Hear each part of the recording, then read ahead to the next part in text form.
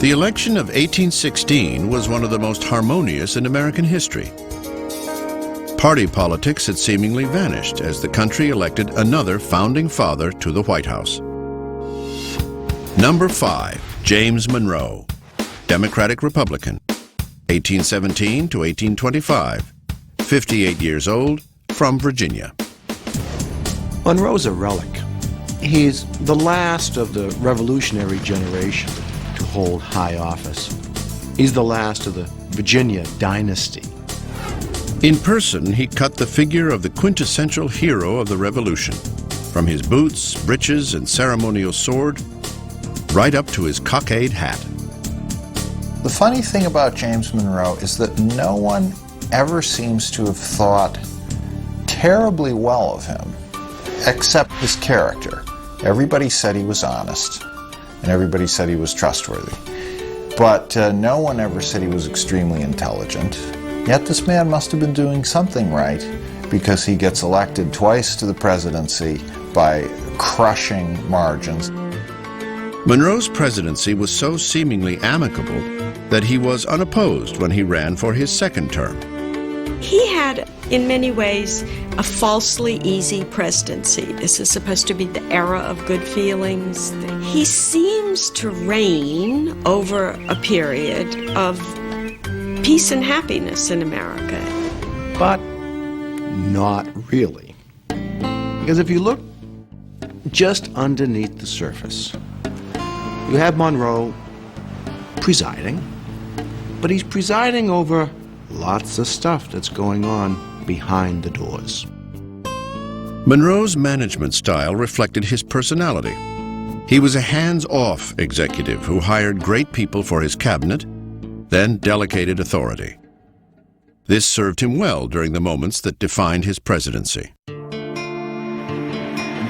At the beginning of Monroe's first term, the territory of Missouri petitioned for statehood. In theory, adding a star to the flag should have been cause for national celebration. Instead, it ignited a great political debate over slavery. Would Missouri be a free or slave state? As Congress debated the explosive issue, Monroe, a slave owner himself, made it clear that he would veto any legislation that restricted self-determination for any state. Eventually, Congress passed the Missouri Compromise of 1820. Missouri enters the Union as a slave state. Maine enters the Union as a free state. And prohibitions are put upon the expansion of slavery. It is a temporary solution. Monroe also came up with his own plan. He proposed to return slaves to Africa.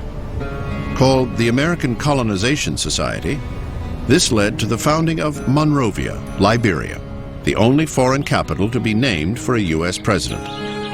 Unfortunately, this did little to solve the crisis at home.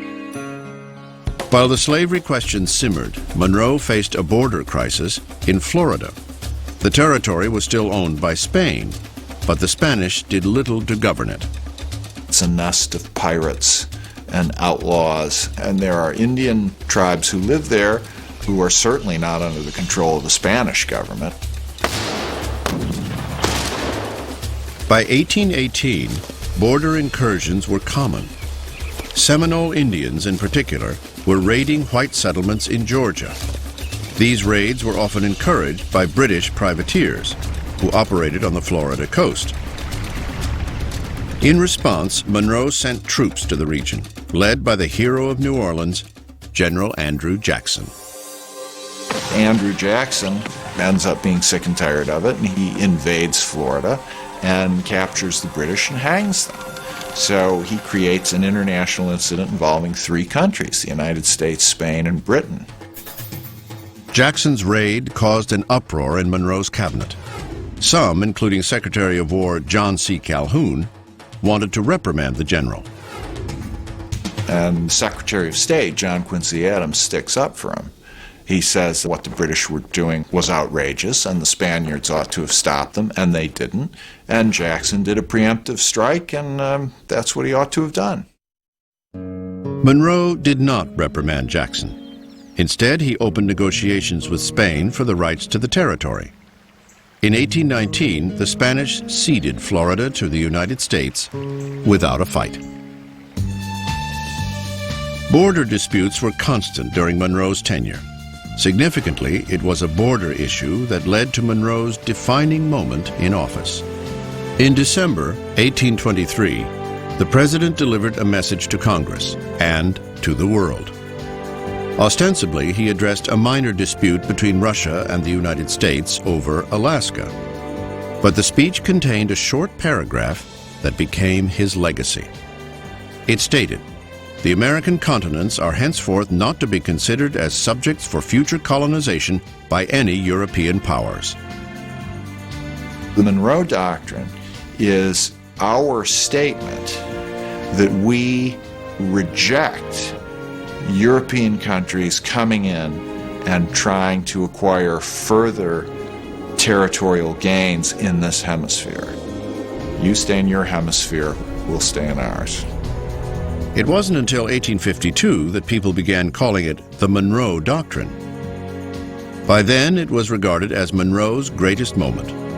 And yet, he was not the true author. That's a wonderful example of how the presidency is becoming the central branch of the government. And the president is becoming so important. The Monroe Doctrine is written by John Quincy Adams, Secretary of State. But because it happens in Monroe's administration, it's known as the Monroe Doctrine. The end of James Monroe's presidency was a turning point in American political history. He was the last of the revolutionary generation, the last of the architects of the American Republic. These men were not politicians. Their vision of themselves was as caretakers of and leaders of a nation, as good citizens, as statesmen. And I think that maybe marks the difference between the generation of Jefferson and Adams and the generation of Andrew Jackson and the men who come after.